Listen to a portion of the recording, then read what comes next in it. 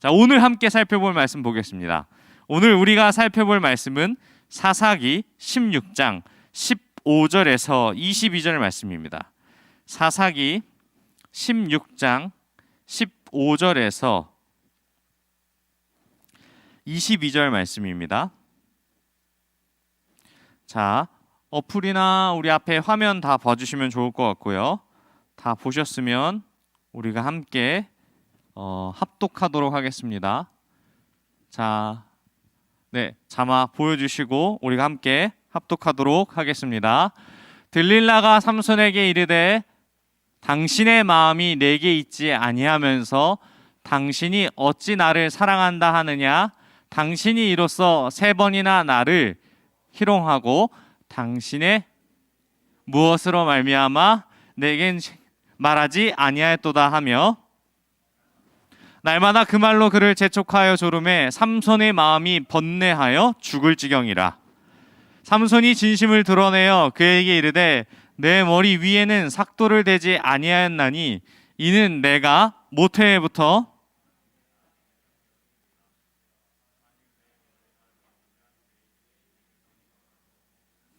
약해져서 다른 사람과 같으니라 하니라. 들릴라가 삼손이 진심을 다 알려주므로 사람을 보내어 블레셋 사람들의 방백을 불러 이르되 삼손이 내게 진심을 알려주었으니 이제 한 번만 올라오라 하니 블레셋 방백들이 손에 은을 가지고 여인에게로 올라오니라. 들릴라가 삼손에게 자기 무릎을 베고 자게 하고 사람을 불러 그의 머리털 7가닥을 밀고 괴롭게 하여 본즉 그의 힘이 없어졌더라.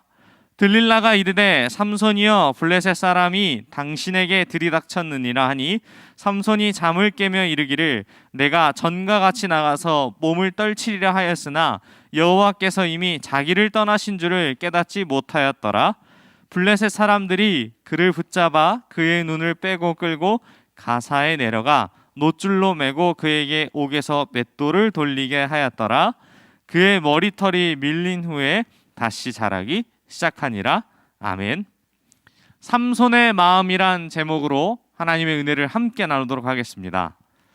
여러분, 일상생활에서 주변의 친구들을 봤을 때에 유독 이성 친구를 목매어 좋아하는 친구들이 있습니다.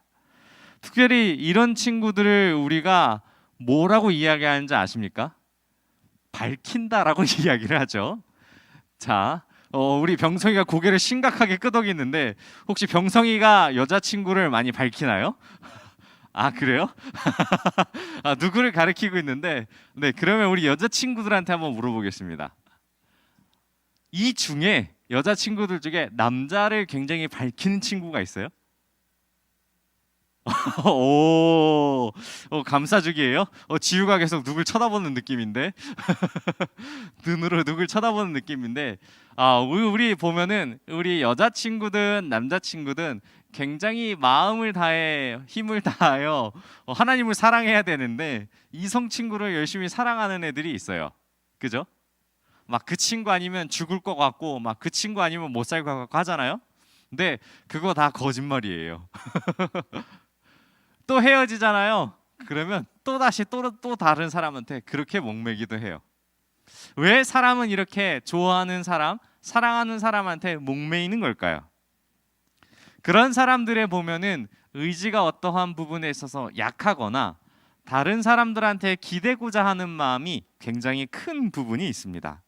그리고 우리 안에서 이러한 부분을 무엇이라 이야기하냐면 밝힌다라고 이야기했지만 우리가 다른 말로 정말 온전하게 순박하게 사랑한다라고 이야기할 수 있을 것 같아요.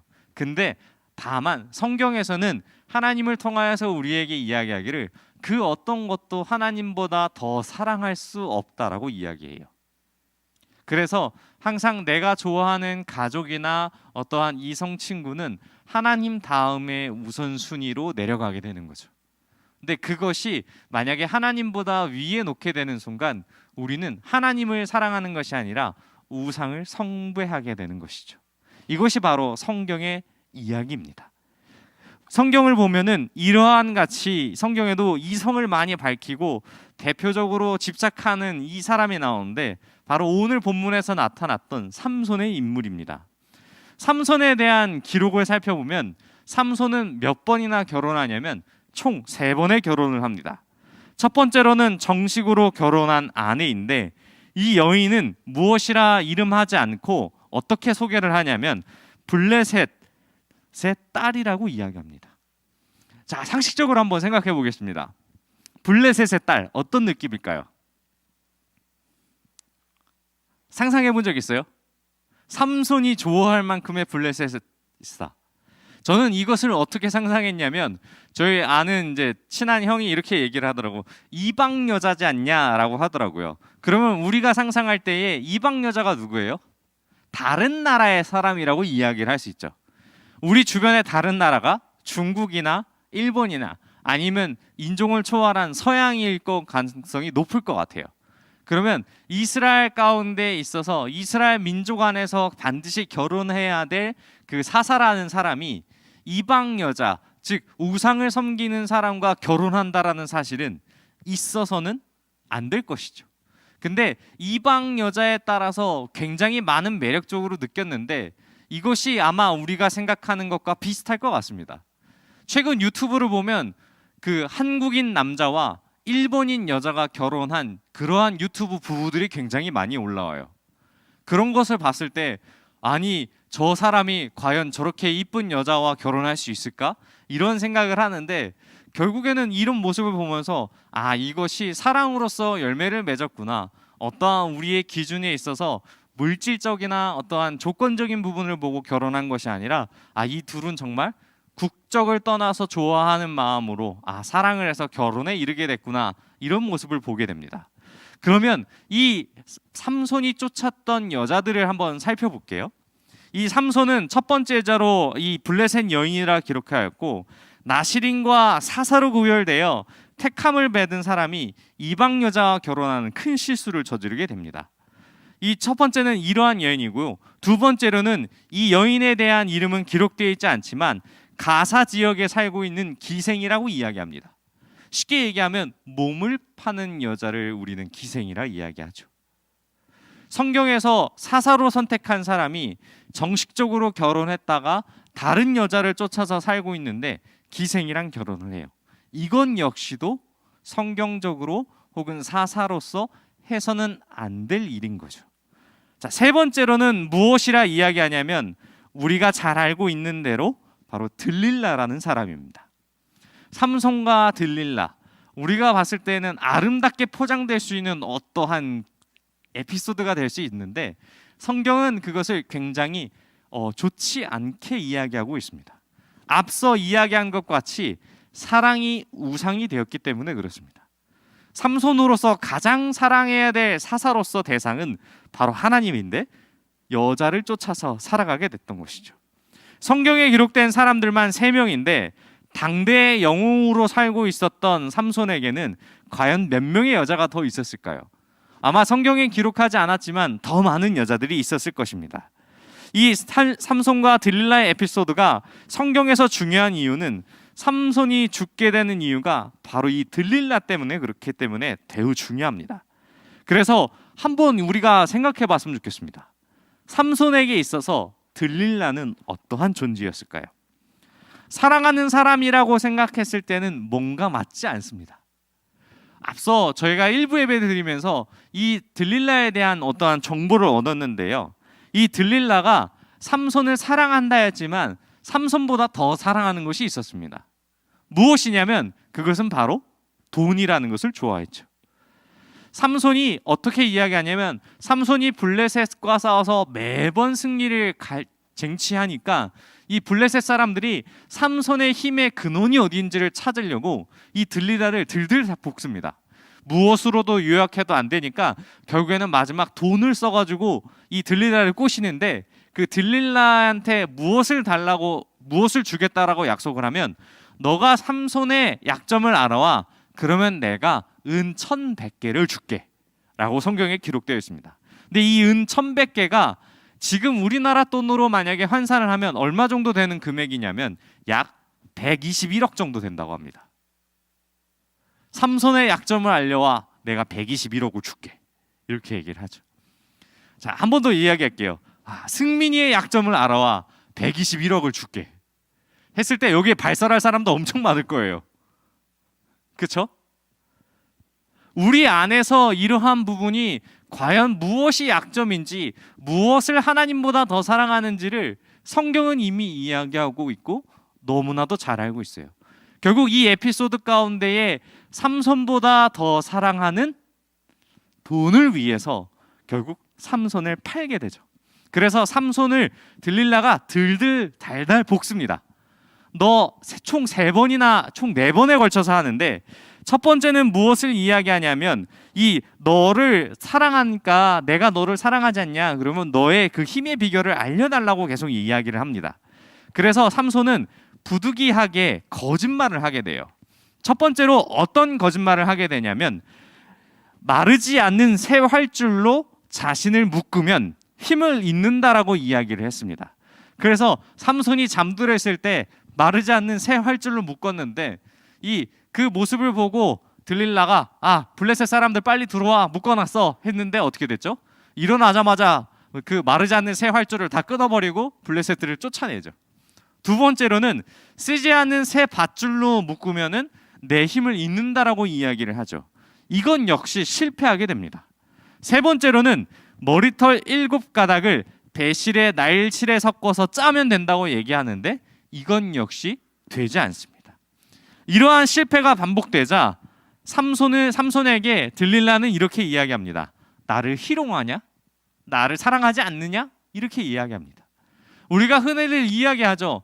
사랑하는 사람과 대할 때에 나를 얼마나 사랑하는지를 눈으로 확인하고자 하는 그러한 욕심 때문에 항상 어떠한 테스트를 합니다. 예를 들면 여자애 같은 경우 질투의 화신으로 돌변하기 직전에 이런 퀴즈를 내죠.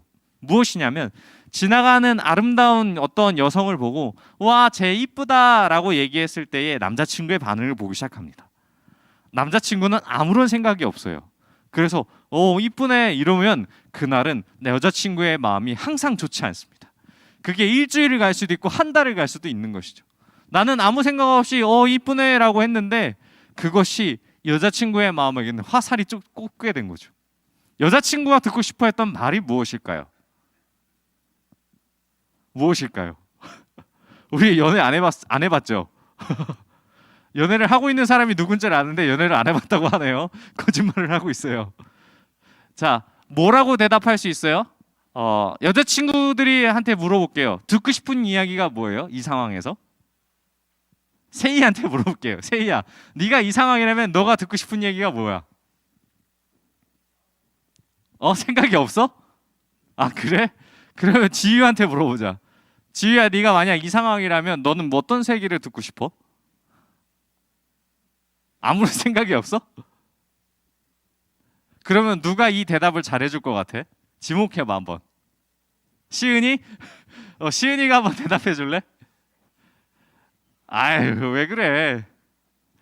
보통 이 여자들의 심리 가운데 무엇이라 했냐면 예쁘네 하면서 이 얘기를 더 듣고자 한답니다. 무엇이냐면 아니야, 이쁘긴 한데 네가 더 이뻐. 이런 이야기를 듣고 싶다고 합니다. 항상 나를 사랑하는 최고의 존재로서 인식하기를 원하는 거죠.